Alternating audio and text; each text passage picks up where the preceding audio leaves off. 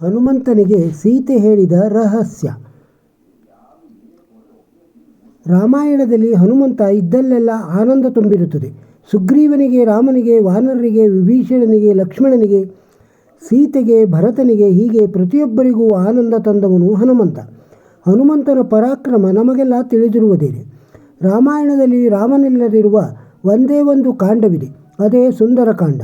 ಈ ಸುಂದರಕಾಂಡದಲ್ಲಿ ಹನುಮಂತ ಸೀತೆಯನ್ನು ಹುಡುಕಿಕೊಂಡು ಲಂಕೆಯ ಅಶೋಕವನಕ್ಕೆ ಬಂದು ಸೀತೆಗೆ ನಮಸ್ಕರಿಸಿ ರಾಮಧ್ಯಾನ ಮಾಡುತ್ತಾ ಅವಳಿಗೆ ಆನಂದವನ್ನು ತಂದು ರಾಮನು ನೀಡಿದ್ದ ಗುರುತಿನ ಮುದ್ರಿಕೆಯನ್ನು ನೀಡುತ್ತಾನೆ. ಇದರಿಂದ ಸಂತೋಷಗೊಂಡ ಸೀತೆ ತನ್ನ ಗುರುತಿಗಾಗಿ ಚೂಡಾಮಣಿಯನ್ನು ಕೊಟ್ಟು ಒಂದು ರಹಸ್ಯ ಕಥೆಯನ್ನು ಹೇಳುತ್ತಾಳೆ. ಅದೇ ರಾಮನು ಕಾಗೆಯ ಮೇಲೆ ಬ್ರಹ್ಮಾಸ್ತ್ರ ಪ್ರಯೋಗಿಸಿದ್ದ ಕತೆ. ರಾಮ ವನವಾಸಕ್ಕೆ ಬಂದಾಗ ಚಿತ್ರಕೂಟ ಪರ್ವತದಲ್ಲಿ ತಂಗಿದ್ದಾಗ ಒಂದು ದಿನ ಮುಂಜಾನೆ 4 ಗಂಟೆಗೆ ಸೀತೆಯು ಎದ್ದು ಅಂಗಳವನ್ನು ಶುಚಿಗೊಳಿಸುವಾಗ ಅನೇಕ ಕಾಗೆಗಳು ಕೂಗುತ್ತಿದ್ದವು. ಸೀತೆ ಅಂಗಳವನ್ನು ಶುಚಿಗೊಳಿಸುವಾಗ ಒಂದು ಕಾಗೆ ಅವಳ ಸ್ತನಗಳಿಗೆ ಬಂದು ಕುಕ್ಕಿ ಅವಳಿಗೆ ಇರುಸುಮುರುಸನ್ನು ಉಂಟು ಮಾಡುತ್ತಿತ್ತು. ಸೀತೆ ಎಷ್ಟೇ ಬಾರಿ ಓಡಿಸಿದರೂ ಮತ್ತೆ ಮತ್ತೆ ಬಂದು ಕುಕ್ಕುತ್ತಿತ್ತು. ಅದೇ ಸಮಯಕ್ಕೆ ರಾಮನು ಎದ್ದು ಹೊರಗೆ ಬಂದಾಗ ಆ ಕಾಗೆಯು ಸೀತೆಗೆ ಉಪದ್ರವ ಕೊಡುವುದನ್ನು ಕಂಡು ರಾಮನು ಒಂದು ಹುಲ್ಲುಕಡ್ಡಿಯನ್ನು ಬ್ರಹ್ಮಾಸ್ತ್ರವನ್ನು ಮಂತ್ರಿಸಿ ಕಾಗೆಯ ಮೇಲೆ ಬಿಟ್ಟ. ಅರೆ, ಒಂದು ಕಾಗೆಯ ಉಪದ್ರವಕ್ಕೆ ಬ್ರಹ್ಮಾಸ್ತ್ರವೇ ಎಂದರೆ ಅದು ಕೇವಲ ಕಾಗೆಯಾಗಿರಲಿಲ್ಲ. ಅದರೊಳಗೆ ಕುರಂಗನೆಂಬ ದೈತ್ಯ ಜೊತೆಗೆ ಇಂದ್ರನ ಮಗನಾದ ಜಯಂತ ಇಬ್ಬರೂ ಇದ್ದರು. ಕುರಂಗ ದೈತ್ಯ ಜಯಂತನಿಗೆ ಸೀತೆಯ ಮೇಲೆ ಆಸೆ ಬರಿಸಿ ಅವನನ್ನು ತನ್ನ ಜೊತೆಯಲ್ಲಿ ಕರೆದುಕೊಂಡು ಬಂದಿದ್ದ. ಅಷ್ಟೇ ಅಲ್ಲದೆ ಅವನು ಬ್ರಹ್ಮನಿಂದ ವರ ಪಡೆದು ತಾನು ಅಜೇಯನಾಗಬೇಕೆಂದು ಕಾಗೆಯ ಕಣ್ಣುಗಳಲ್ಲಿ ಅವಿತಿದ್ದ. ಎಲ್ಲಿಯವರೆಗೆ ಕಾಗೆಗಳಿಗೆ ಕಣ್ಣೀರುಗಳಿರುತ್ತವೆಯೋ ಅಲ್ಲಿಯವರೆಗೆ ಕುರಂಗನಿಗೆ ಮರಣವಿರುವುದಿಲ್ಲ. ಇದನ್ನು ತಿಳಿದ ರಾಮ ಆ ಕಾಗೆಯ ಮೇಲೆ ಬ್ರಹ್ಮಾಸ್ತ್ರ ಪ್ರಯೋಗಿಸಿದ್ದ. ಆಗ ಕಾಗೆಯು ಬ್ರಹ್ಮಾಸ್ತ್ರದಿಂದ ಪಾರಾಗಲು ಇಂದ್ರನ ದೇವಲೋಕ, ಬ್ರಹ್ಮನ ಬ್ರಹ್ಮಲೋಕ ಹಾಗೂ ರುದ್ರನ ಕೈಲಾಸಕ್ಕೂ ಹೋದರೂ ಯಾರೂ ಸಹಾಯಕ್ಕೆ ಬಾರದಿರುವುದರಿಂದ ಮತ್ತೆ ಹರಿ ನಿನ್ನ ಚರಣವೇ ಗತಿ ಎಂದು ಅವನ ಪಾದಗಳಿಗೆ ಬಂದೆರಗಿ ಕ್ಷಮೆಯಾಚಿಸುತ್ತದೆ. ಆಗ ರಾಮನು ಜಯಂತನನ್ನು ರಕ್ಷಿಸಿ ಮುಂದೆ ಈ ರೀತಿ ಕೆಟ್ಟವರ ಜೊತೆ ಸೇರಿ ಕೆಟ್ಟದ್ದನ್ನು ಮಾಡಬಾರದೆಂದು ಹೇಳಿ ಅವನನ್ನು ಕಳಿಸುತ್ತಾನೆ. ಆದರೆ ದುಷ್ಟ ಕುರಂಗನನ್ನು ಸಂಹರಿಸುತ್ತಾನೆ.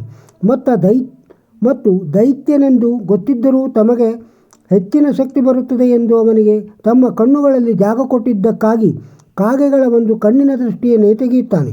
ಹಾಗಾಗಿ ಇಂದಿಗೂ ಕಾಗೆಗಳಿಗೆ ಗೋಲ ಎರಡಿದ್ದರೂ ಕಣ್ಣು ಕಾಣುವುದು ಒಂದೇ. ಈ ರಹಸ್ಯ ಕತೆ ನನಗೆ ಮತ್ತು ರಾಮನಿಗೆ ಬಿಟ್ಟರೆ ಬೇರಾರಿಗೂ ತಿಳಿದಿಲ್ಲ. ಈ ಕಥೆಯನ್ನು ನೀನು ರಾಮನಿಗೆ ಹೇಳು, ಅವನು ಖುಷಿಯಾಗುತ್ತಾನೆ.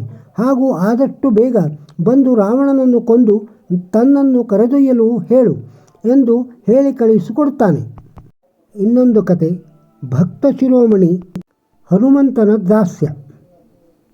ಶ್ರೀ ಆಂಜನೇಯ ಹನುಮನಲ್ಲಿ ಸಂಯೋಗ ಕ್ರಿಯೆ, ವಿಯೋಗ ಕ್ರಿಯೆ ಇವೆರಡು ವಿಲಕ್ಷಣ ರೂಪದಲ್ಲಿದೆ. ಸಂಯೋಗ ಕಾಲದಲ್ಲಿ ಅವನು ಭಗವಂತನ ಸೇವೆಯಲ್ಲಿ ಮಗ್ನನಾಗಿರುತ್ತಾನೆ. ವಿಯೋಗ ಕಾಲದಲ್ಲಿ ಭಗವಂತನ ಸ್ಮರಣೆ ಮತ್ತು ಚಿಂತನೆಯಲ್ಲಿ ಮುಳುಗಿರುತ್ತಾನೆ. ಸಂಯೋಗ ಕ್ರಿಯೆಯಲ್ಲಿ ಪ್ರೇಮಿಯೊಬ್ಬ ಸ್ವತಃ ತಾನೇ ಸುಖದ ಆನಂದವನ್ನು ತೆಗೆದುಕೊಳ್ಳುತ್ತಾನೆ. ಪತಿಗೆ ಸುಖ ಕೊಡುವುದರ ಜೊತೆಗೆ ಪತ್ನಿ ತಾನು ಕೂಡ ಸುಖದ ಅನುಭವವನ್ನು ಪಡೆಯುತ್ತಾಳೆ. ಆದರೆ ಹನುಮನ ಸಂಯೋಗ ಕ್ರಿಯೆಯಲ್ಲಿ ಕಿಂಚಿತ್ತೂ ಕೂಡ ಅವನ ಸುಖ ಇಲ್ಲ. ಕೇವಲ ಭಗವಂತನ ಸುಖದಲ್ಲಿಯೇ ಅವನ ಸುಖ ಅಡಗಿದೆ. ತತ್ಸುಖೇ ಸುಖಿತ್ವಂ. ಹನುಮನು ಯಾವತ್ತೂ ಸದಾ ಭಗವಂತನ ಸೇವೆ ಮಾಡಲು ಅವನನ್ನು ಸುಖಿಗೊಳಿಸುವ ಆತುರದಲ್ಲಿ ಚಡಪಡಿಸುತ್ತಿರುತ್ತಾನೆ. ರಾಮಕಾಯ ಖರೀಬೀಕೋ ಆಥುರ, ರಾಮಕಾಜು ಕಿನೇ ಬಿನು ಮೋಹಿ ಕಹಾ ವಿಶ್ರಾಮ್ ಮಾನಸ. ಒಮ್ಮೆ ಬೆಳಗಿನ ಹೊತ್ತಿನಲ್ಲಿ ಹನುಮನಿಗೆ ಹೊಟ್ಟೆ ಹಸಿವಾಯಿತು. ಅವನು ಮಾತೆ ಸೀತೆಯ ಹತ್ತಿರ ಹೋಗಿ ಹೇಳಿದ, ಮಾತೆ, ನನಗೆ ಹೊಟ್ಟೆ ಹಸಿದಿದೆ, ಏನನ್ನಾದರೂ ತಿನ್ನಲು ಕೊಡು. ಆಗ ಸೀತಾಮಾತೆ ಹೇಳುತ್ತಾಳೆ, ಪುತ್ರ, ನಾನು ಇನ್ನೂ ಸ್ನಾನ ಮಾಡಿಲ್ಲ, ಸ್ವಲ್ಪ ತಡೆದುಕೋ, ನಾನು ಸ್ನಾನ ಮಾಡಿ ನಿನಗೆ ಭೋಜನ ಕೊಡುತ್ತೇನೆ ಎಂದು. ಸೀತೆಯು ಸ್ನಾನ ಮಾಡಿ ಶೃಂಗಾರಗೊಂಡು ಅವಳ ಹಣೆಯ ಮೇಲಿನ ಕುಂಕುಮವನ್ನು ನೋಡಿ ಹನುಮನು ಸಹಜವಾಗಿ ಕೇಳಿದ, ಮಾತೆ, ನೀನು ಈ ಸಿಂಧೂರವನ್ನು ಏಕೆ ಹಚ್ಚಿಕೊಳ್ಳುತ್ತಿ? ಆಗ ಸೀತಾಮಾತೆ ಹೇಳಿದಳು, ಪುತ್ರ, ಇದನ್ನು ಹಚ್ಚಿಕೊಳ್ಳುವುದರಿಂದ ನಿನ್ನ ಸ್ವಾಮಿಯ ಆಯಸ್ಸು ಹೆಚ್ಚಾಗುತ್ತದೆ. ಈ ಮಾತನ್ನು ಕೇಳಿ ಅವನಿಗೆ ಒಂದು ವಿಚಾರ ಬಂತು. ಸಿಂಧೂರದ ಒಂದು ತಿಲಕವನ್ನು ಹಣೆಯ ಮೇಲೆ ಹಚ್ಚುವುದರಿಂದ ನನ್ನ ಸ್ವಾಮಿಯ ಆಯಸ್ಸು ಹೆಚ್ಚಾಗುವುದಾದರೆ ಸಂಪೂರ್ಣ ಶರೀರದ ಮೇಲೆ ಸಿಂಧೂರದ ಲೇಪನ ಮಾಡಿಕೊಂಡರೆ ಎಷ್ಟು ಹೆಚ್ಚಾಗಬಹುದು? ಸೀತಾಮಾತೆ ಅಡುಗೆ ಮನೆಗೆ ಹೋದರೆ ಹನುಮನು ಶೃಂಗಾರದ ಕೋಣೆ ಪ್ರವೇಶಿಸಿದ.